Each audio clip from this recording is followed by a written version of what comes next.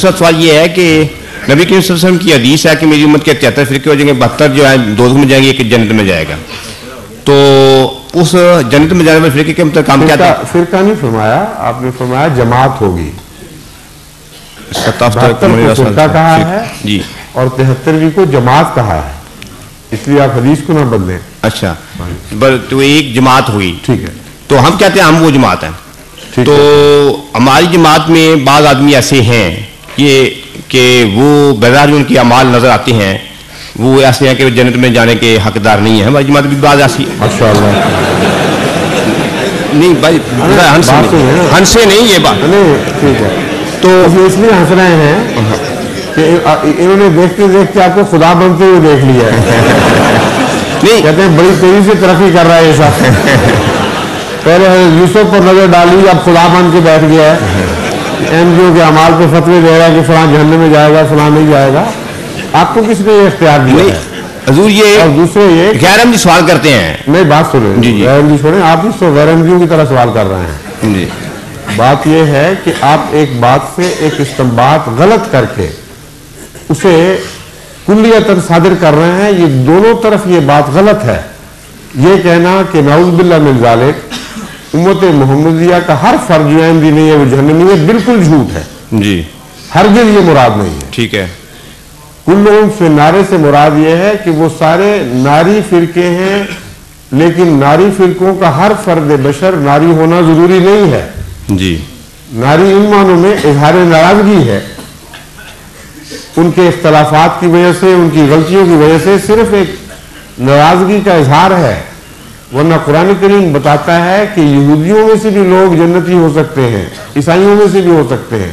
نعوذ باللہ امت محمدیہ پر یہ بلا پڑ جانی تھی کہ سارے فرقے پوری طرح ہر فرد بشر کے ساتھ جہنمی ہو جائیں. خدا کا خوف کریں. اگر ان میں استثناء ہے تو جنتیوں میں پھر کیوں استثناء نہیں ہو سکتے؟ ٹھیک ہے. جو بھی احمدیت میں شامل ہے اس کو جنت کی ضمانت نہیں دی. جی وہ ایک جنتی فرقے سے مراد یہ ہے کہ ان کی سوچیں، ان کی فکریں، ان کے اعتقادات صالح ہیں.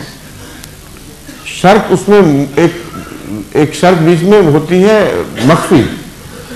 وہ شرط مخفی یہ ہے جو عقل سے سمجھ آتی ہے، بشرطے کہ وہ لوگ نیک اعمال بھی ہوں اور جو باتیں مانتے ہیں ان پر عمل بھی کرنے والے ہوں. اس شرط کے ساتھ احمدی جنتی بنتے ہیں، اور اسی شرط کے ساتھ غیر جہنمی بنیں گے وہ جو وقت کے امام کی مخالفت میں شرارت کرنے والے ہوں، جو ان کے لیڈرز ہیں اور ان کے اعمال خدا کی نظر میں ہیں. ان میں سے بھی وہ جو غلط فہمی کا شکار ہوں گے ان کو اللہ تعالیٰ کبھی نہیں پکڑے گا.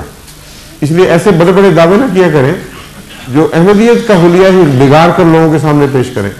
جی نہیں، یہ سوال تو انہوں نے کیا تھا کہ آپ کی جماعت میں بھی ایسے نظر آتے ہیں جو بظاہر ہے. تو آپ نے ہاں بظاہر کہیں تو پھر بظاہر ہے تو اللہ کا ہم سے معاملہ ہو سکتا ہے، ان میں سے کوئی چلا بھی جائے دوسری طرف. اس پہ کون زمان آپ یہ آپ تھوڑی سی عقل سے کام لیں. آپ نے وہاں جامعہ وقف جدید میں تعلیم حاصل کی، آپ کو میں نے بھی پڑھایا ہوا ہے. آپ کو یہ پتہ ہے، وہ حدیث بھی پڑھی ہوئی ہے کہ قیامت کے دن رسول اللہ صلی اللہ علیہ وسلم یہ دیکھیں گے کہ ان کے صحابہ میں سے جو ان کے ساتھی تھے کچھ لوگوں کو جہنم کی طرف لے جایا جا رہا ہے. جی سنا ہوگا کہ نہیں آپ نے؟ ہاں پڑھا. بخاری کے بعد استنباط، بخاری کی حدیث، پھر استنباط کرتے ہیں جی کہ مجھے نہیں حضرت عیسیٰ والی آیت انہوں نے مجھے نہیں پتا میرے بعد پھر کیا ہو. فاقول کما. ٹھیک ہے.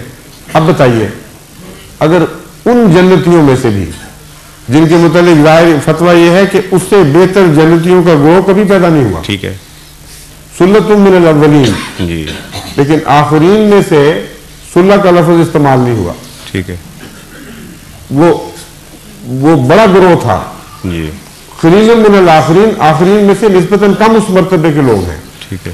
اس کے باوجود ان میں ایسے لوگ تھے. جی تو یہ شرطیں بیچ میں شامل ہوا کرتی ہیں، مخفی ہوتی ہیں. ٹھیک ہے. یہ بہت ایک میری اہم غلطی تھی جو میری سمجھ میں آئی. جزاک اللہ. لیکن کتنے مرتبہ سے آپ بحث کر چکے ہیں ہرانے کے لیے ان کو؟ یہ نہیں ہرانے کے لیے نہیں سر، حضور اس میں سمجھ نہیں آ رہی. میں آپ کو جانتا ہوں، بس چٹکلے چھوڑنے کی آپ کو عادت ہے، بس کریں کافی ہو گئی. دل جیتنے کی کوشش کیا کریں. تیسرا سوال تھا جی، تیسرا رہتا ہے جی. تیسرا سوال